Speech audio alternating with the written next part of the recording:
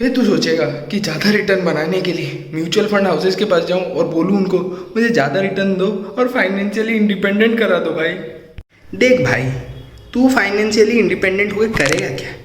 मेरे अलावा तो तेरा और कोई दोस्त नहीं है।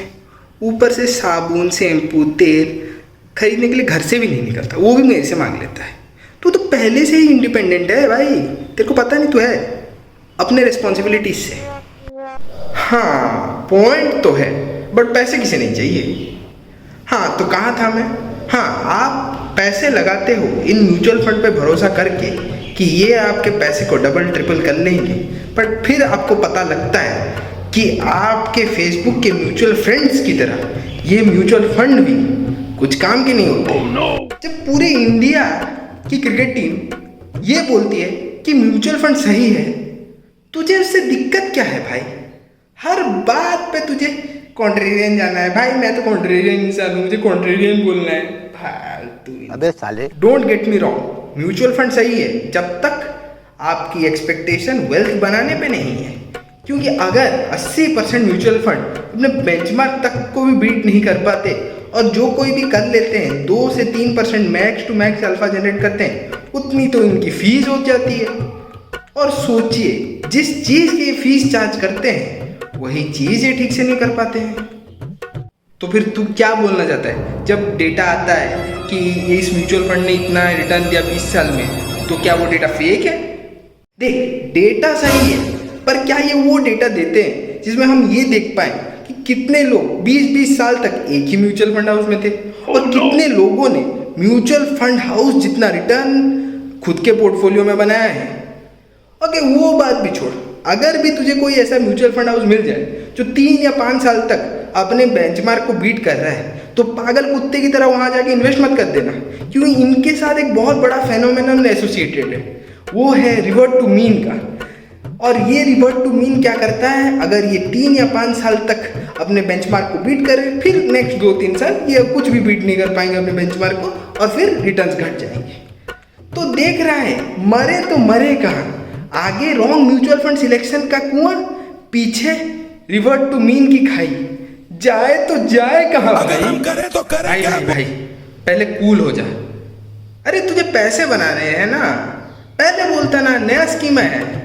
सुन पासा, बहुत ही टॉप सीक्रेट स्कीम है, जो मैं बोलूं किसी से मत बोलना, बस 3 लोगों से बोलना और फिर उन 3 लोगों को बोलना कि और 3 लोगों को बोले, फिर उन 3 लोगों को बोलना और 3 लोगों को बोले। ऐसा ऐसा करके हमारे पैसे बन जाएंगे, टेंशन ना ले। और ऐसे ही 3-3 करके तेरी ही बच जाएगी बीन। अबे ये पिरामिड स्कीम है, अबे थोड़ा तो पढ़ लिया कर स्कीम खरीदने से पहले, इससे तू करोड़पति तो नहीं रोडपति जरूर बन जाएगा।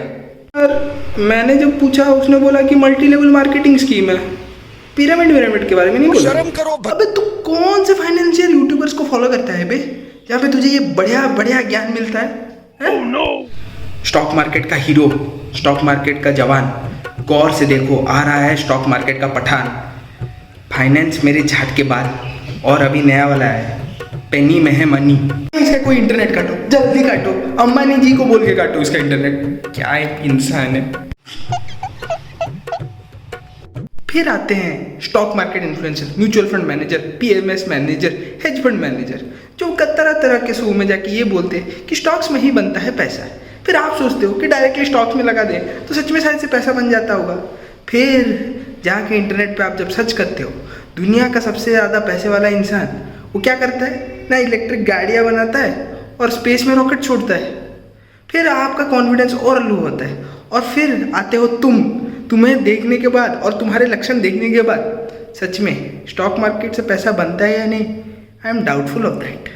देख भाई, वो इलॉन मस्क है और तू चाय में डूबा हुआ रस्क है। अरे उसके जैसे बनने के लिए तुझे चाहिए रिस्क टेकिंग एबिलिटी और चाहिए out of the box think करने की कैपेबिलिटी, और सबसे बड़ी बात, you have to go all in, if you know what I mean. Amber दीदी, मुझे क्या लगता है मैं रिस्क नहीं ले सकता है? भाई देख, भरी ट्रैफिक में रोड क्रॉस करने को रिस्क लेना नहीं बोलते। और तूने अपने लाइफ में सबसे बड़ा रिस्क लिया ही क्या है? पूजा को जाके मैंने आई लव यू बोला है, इससे बड़ा रिस्क और क्या ही है? ये देखो थर्ड वर्ल्ड कंट्री के फर्स्ट वर्ल्ड प्रॉब्लम्स। बहुत बोल रहा है तू, बहुत बोल रहा है तू। अरे भिखारी, कुछ तो शर्म कर। आज मैं बोल रहा हूँ, कल पूरी दुनिया बोलेगी कि गली गली में शोर है, रंजन बहन का चोर है। देख भाई, अगर तुझे इतना ही पैसे बनाने थे तो मुझे पहले बोलता ना। अभी तेरे को एक स्कीम बताता हूँ जहाँ पे पैसे इन्वेस्ट करने की ज़रूरत नहीं, बट बहुत सारे रिटर्न्स आ सकते हैं। फिर कोई टेलीग्राम वाले का नाम मत बोल देना, ओके? अरे नहीं नहीं भाई, तू पहले सुन तो ले पूरा स्कीम। इस स्कीम का नाम है PSM। PPF सुना था, ये PSM क्या है? हैं? PSM मतलब पापा से मांग। अरे लास्ट ईयर पता है, जब मैंने वो स्कूटी लाया था और बोला था ये देख, ये मैंने रिटर्न से खरीदा, वो रिटर्न्स कहाँ से आया तुझे लगा? अब तो सच बोल दे। बट यहाँ पे तू पैसे लगाता कहाँ है? वो तो पैसे मांगने से ही दे देते हैं?